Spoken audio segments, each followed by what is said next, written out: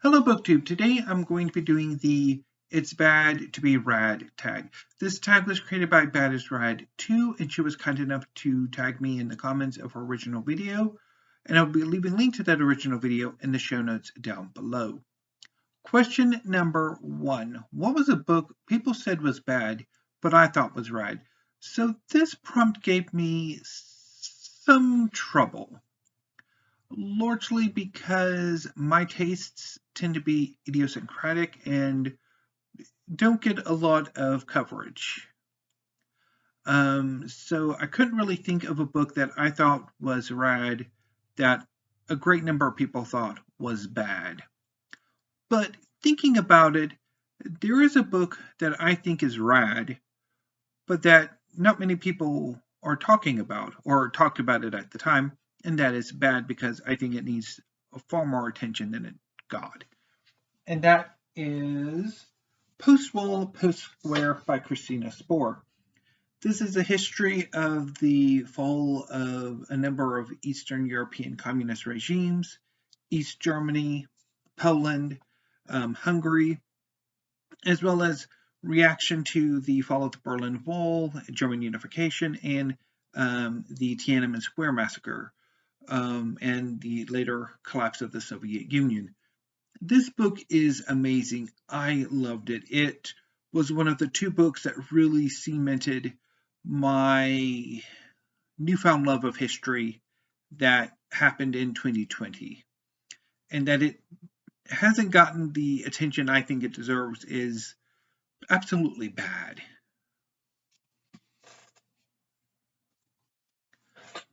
Question number 2. What book gave me the creeps and had me looking over my shoulder? For this, I'm going to go with The Red Hourglass by Gordon Grice. This is a look at a number of predators.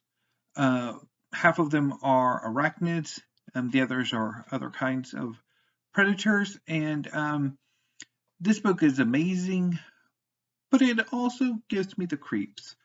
Particularly the chapter on brown recluses. That we sort of got the willies after that one. Question number 3. If I could erase my memory of this book just so I could read it again, what book would that be? For this, I'm going to go with The Opium War by Julia Lovell. Now, this isn't necessarily erasing my memory so I can experience the joy of rereading it again. If you've been following my channel over the past year, you will know that I have bailed on the Opium War twice. The first time about a year ago exactly. So the Opium War is a history of the first Opium War between Britain and China and the after effects of that conflict.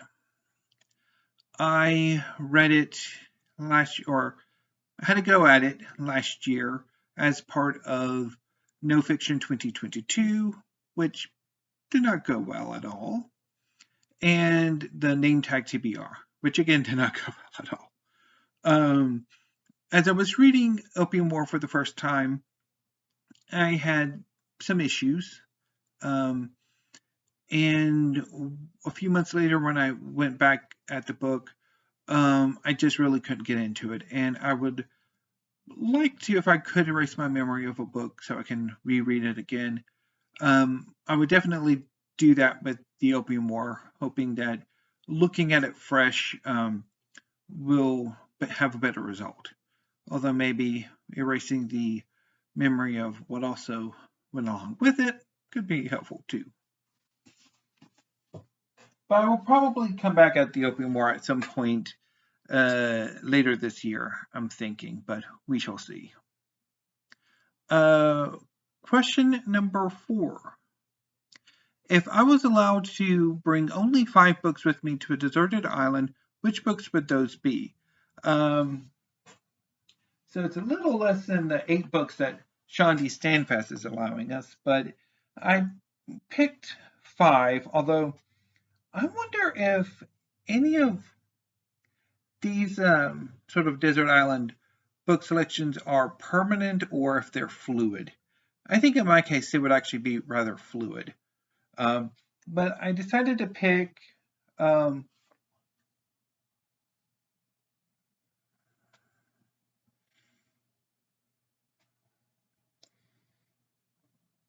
oops. I'll be right back. Oh.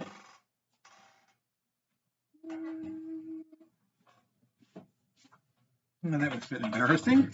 I actually only had 4 books on here. Sorry about that. Okay, so now I have 5. So I'll go with the one that was just a random select. So as I was thinking about these 5, I was thinking of revisiting books that I haven't had the chance to sort of have a go at, that I haven't had a chance to read that I would like to. And also books that I have an unsettled reading relationship with, that I've bailed on, or that I'm not liking it as much as I would like, and that I would like to have another go at. And being marooned on a desert island for at least enough time to read or have goes at these 5 might be helpful. So the 5 books are Soul Mountain by Gao Xingjian, which is a novel that I read in the early 2000s, and I did not quite get on with. I don't remember if I was in high school still or if I'd gone into college by that point, but I didn't get on with it, and I wanted to have another go at this book, which is largely why I've picked it back up. So, yeah, being marooned on a desert island with this might be helpful. The second one I selected is A Tomb of Sand by Geetanjali Shree. This one won the Women's Prize, not the Women's Prize, the International Booker last year. And I thought it sounded interesting, so I picked it up, and I'm hoping to get to it in August, but we shall see. The next one is a book that I've had for a while that I haven't gotten to, and I'm actually hoping to read it in March for March of the Mammoths, and that is The Faerie Queene by Edmund Spenser. I've read the first canto and liked it, and I think bits of another one for class, but I've never read the whole Faerie Queene, and it's well past time that I do, so definitely I will be reading it in March for March of the Mammoths.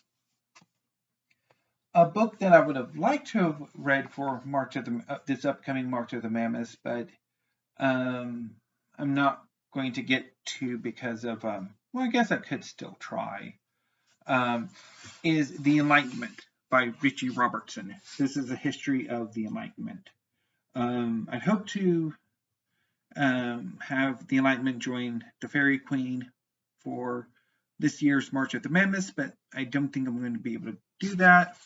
So I shall see when I get to it. Hopefully this year, because I've had it for a little over a year or about a year, and I really want to get to it.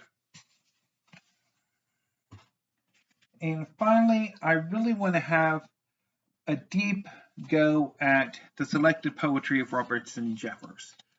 Robertson Jeffers is a poet that I like, but at the same time, I don't quite know what to make of his work, and I really would like to have the time to really dive deep and really sort of more concretely form my opinions of his work, and being marooned on a desert island will help with that. Now, those are my answers for the desert island books. They might be different tomorrow. Who knows? These kind of selections for me are quite often fluid. So finally, question number 5. What is my favorite color? And if it was a flavor, what does it taste like? So my favorite color is purple. And if I'd have to assign it a flavor, I would give it,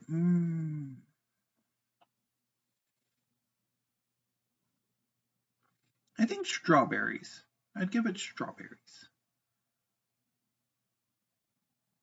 So now the final prompt is tag Urit. So if you would like to do this tag, consider yourselves tagged. And I will see you tomorrow with hopefully another tag video. So until then, thank you, BookTube. Have a great afternoon and stay safe.